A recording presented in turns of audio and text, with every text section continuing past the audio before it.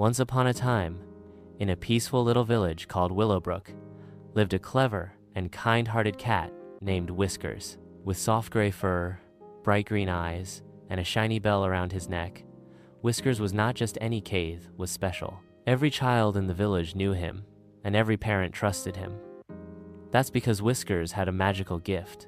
He could understand the language of children. Every morning, Whiskers would stretch, yawn, and leap out of the cozy bed he shared with an elderly woman named Nana June. After breakfast, he'd trot off into the village to check on the children.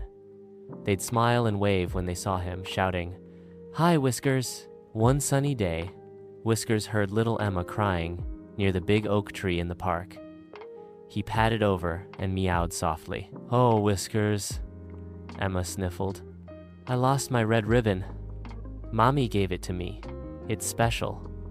Whiskers purred and nuzzled her hand, then began sniffing the ground. Around the swings, under the slide, and finally beneath a pile of leaves, she found the red ribbon.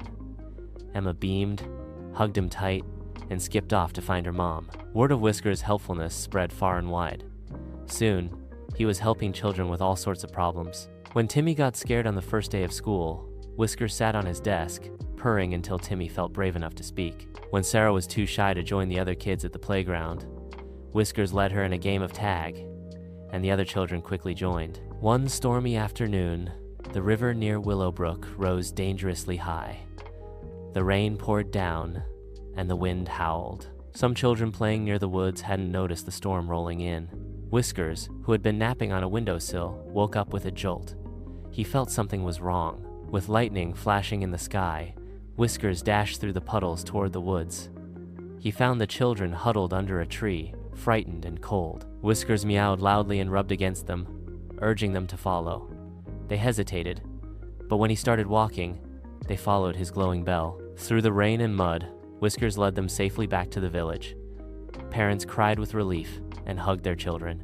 Nana June dried Whiskers with a towel and gave him an extra treat. From that day on, a statue of Whiskers was placed near the park, with a golden plaque that read, "To Whiskers, our brave and gentle friend." But Whiskers didn't care about statues or praise. Every morning, he still stretched, yawned, and set off to check on the children. Because in his heart, Whiskers knew that helping others, especially little ones, was the best kind of magic of all.